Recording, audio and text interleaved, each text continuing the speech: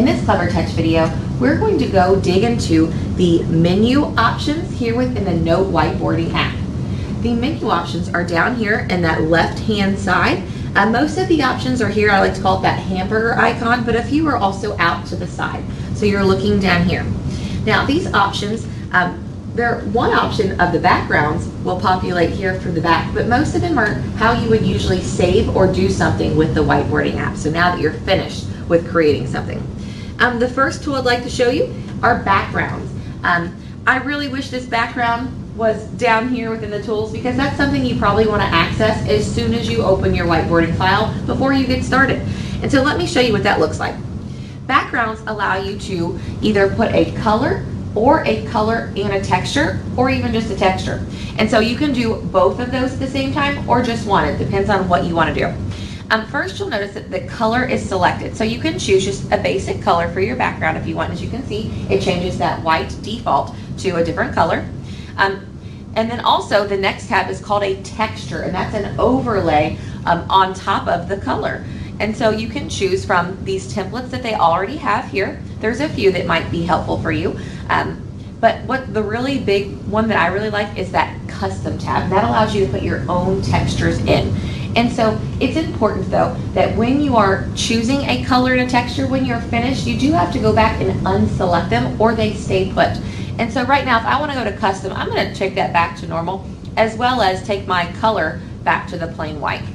Under custom, as you can see, we do not have any custom templates uploaded here. So if you want to add your own background, all you have to do is go to that plus button and add it there. And what's really great is you could add a file or an image from the panel, but you can upload it from your cloud drive.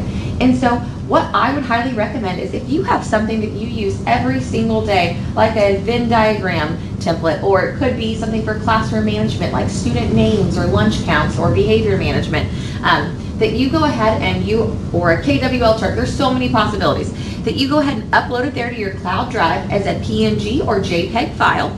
And then when you go to your cloud drive and you go to find that, you'll be able to quickly access it and then choose it to save it as a custom template. What's nice is after you upload one of these custom templates for a background one time, it sticks and it will stay here that you can use each and every day if you want to.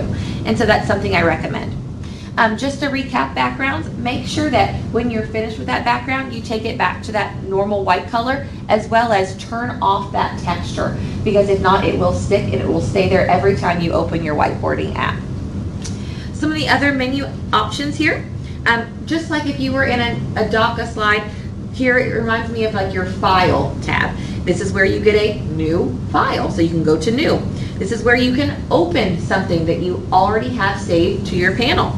This is where you can save it. And so when you go to the save button here, that floppy disk, it's allowing you to save it to the files just here within the panel, as well as go ahead and select your drive to save it to, which is nice. It would upload to your drive, then you can take that and share it any way you want. Other options here, you can import. And so if you had an external device like a USB and you had one of these files saved to there, when you put it in the side over there in those inputs, you would import it and pull it in from this option. Another helpful feature is the export button. The export allows you to save this file instead of just as a whiteboarding file, as an image, a PDF, an SVG file, or an IWB. The ones that you're familiar with probably are the image and the PDF. And so that might be something that you would use so that when you upload it to somewhere like Google Classroom or Seesaw or any other way that you might be sharing data with students and parents and families, that they're saved as those appropriate files. Last but not least, we've got sending an email. It's not an option that we have right now. If you want to send something as an email, I recommend you export it or just save it as that image, and then you're able to take that and send it by email from your drive or share it. Over here to the right side of the menu option, that hamburger icon, we have our X. This is kind of like the X in the top corner of an application. That's the way you close the whiteboard, and it always prompts you to save it if you'd like. The next icon is we have a QR code button. This works the same way as when we were in our annotation tool. If you want your students, your faculty members, your parents to have this file in front of them on their device as that static image to work with them, then they can scan this, and from this point, what I have here, my whiteboard, would show up here on that scanned device. Last but not least, here we have the turning off the motion. And so what you could do here is that it's called palm rejection specifically. And so if you are someone who, when you get close to the panel with your hands, or you like to speak a lot and talk with your hands, and you don't want the panel to move and you want it to freeze, if you turn this on, then now that I touch, nothing happens. And so when I come back and turn that rejection back off and select a tool, now I can write again. And so that's a great feature to have if you are someone who does like to get close to the panel without marking on it or moving and manipulating objects, or if a student comes up, that is helpful to turn that off so it's not distracting for them to touch the screen.